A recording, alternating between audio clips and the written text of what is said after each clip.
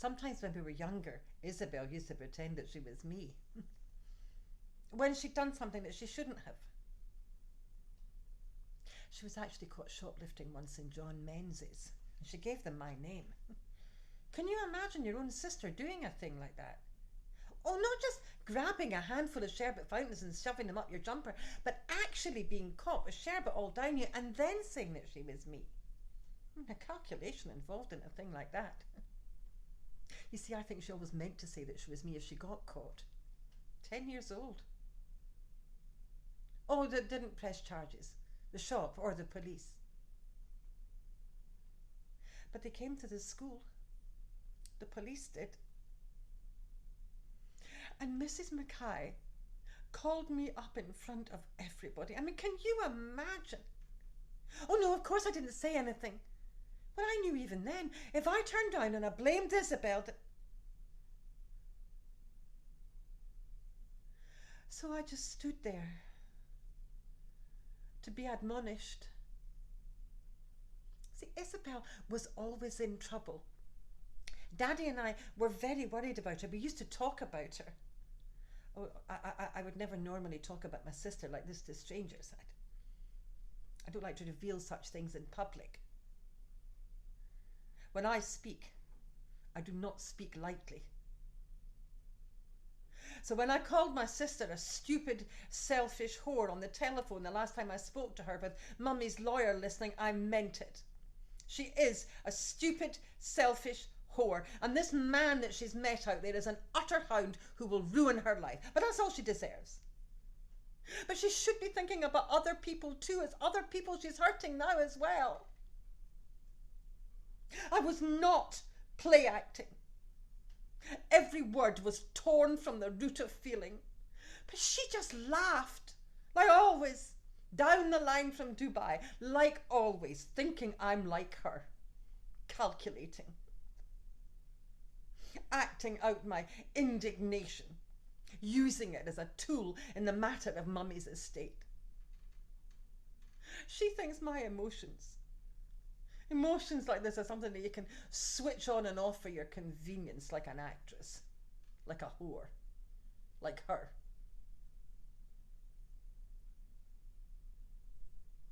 But there is a performative aspect to school teaching. Of course it is.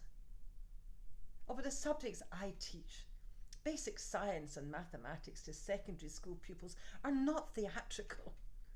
It's not a matter of opinion.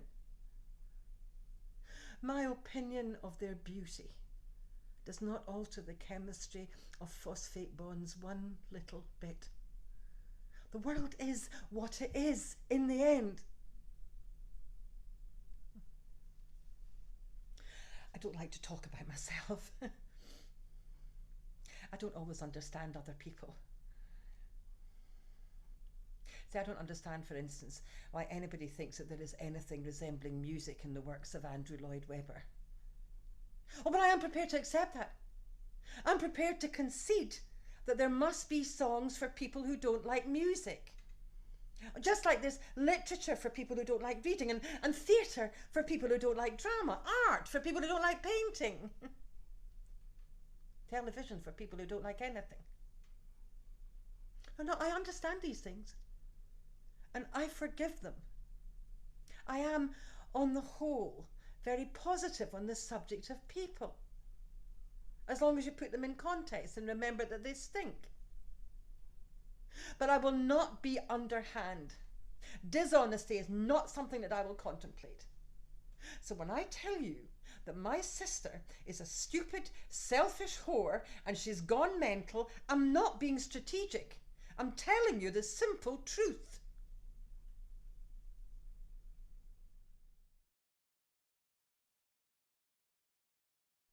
Morag. My sister Morag. She's a school teacher. Well, you'd see that immediately from her hangdog expression. Oh, we're identical twins, but we are very different people. I think that's a charitable way of putting it. Nobody who's ever known either of us at all well has ever mistaken us one for the other. Morag. Oh, poor Morag. She's not exactly a ray of sunshine. Morag has never been one to walk into a room and fill it with her personality. She's more of a drain than a generator, energetically speaking. Still, we have the same face. For the moment. Funnily enough, even when we were at school and had to wear the same school uniform, we weren't often mistaken for each other. There is one teacher I remember, for her brutality, not her inspiration. Mad as a hatter. For instance, we were 10 years old and she used to tie a knot in her handkerchief and wet it at the sink in the classroom before beating you around the head with it. She saved the belt for special occasions. Quite potty. Purple hair, inches of face powder. I mean, we all thought she looked like the surface of the moon, you know, all cracks and craters. And she had this obsession with correcting the English language. Chocolate? She insisted that that word be pronounced exactly as it was spelled. Chocolate? She maintained that to say chocolate was a lazy Americanism or an insult to Shakespeare or something. I mean, not that I ever remember her explaining that. In fact, the only thing I ever do remember is the time she set us a reading exercise with that bloody word in it. Well, now I think about it as an adult, she probably did it deliberately. She was sitting there all prim and righteous in her purple permanent and flesh-coloured maxi suit waiting for that word to come around. And we'd all seen it, of course we had. There it was, 2/3 of the way down the page. And we were all counting.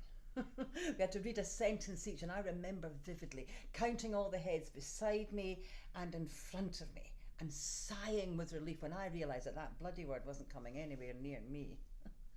Oh, we were all counting. Of course we were.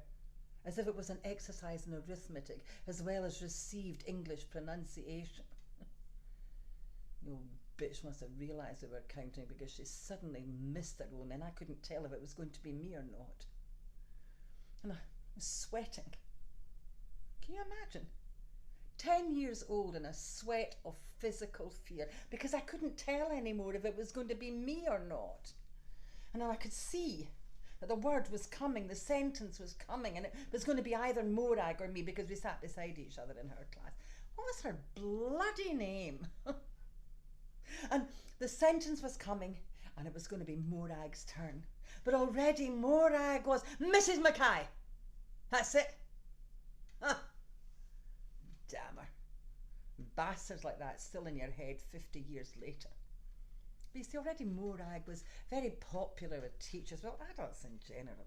She was so clever and precocious and interested in art and music and all the things that proper young ladies. Miss Mackay's face softened into a simper. You know, like the Grinch in that old Christmas cartoon. And Isabel, she said. And I had this sentence. She gave it to me deliberately. Andrew's dad very kindly gave us a treat of lemonade and I said it. I said it the way any normal Scottish person, any normal British person born in the second half of the 20th century would say it. I said the one thing you must never say. I said chocolate.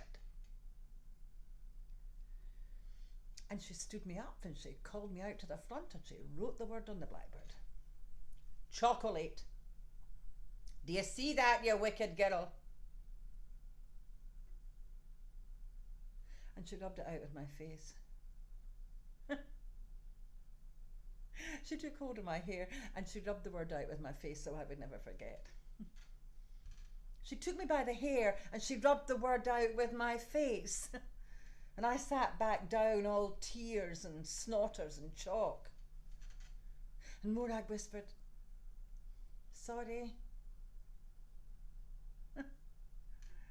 You know, I never have forgotten, so I suppose that's what they'd call a success. I was never very interested in education after that.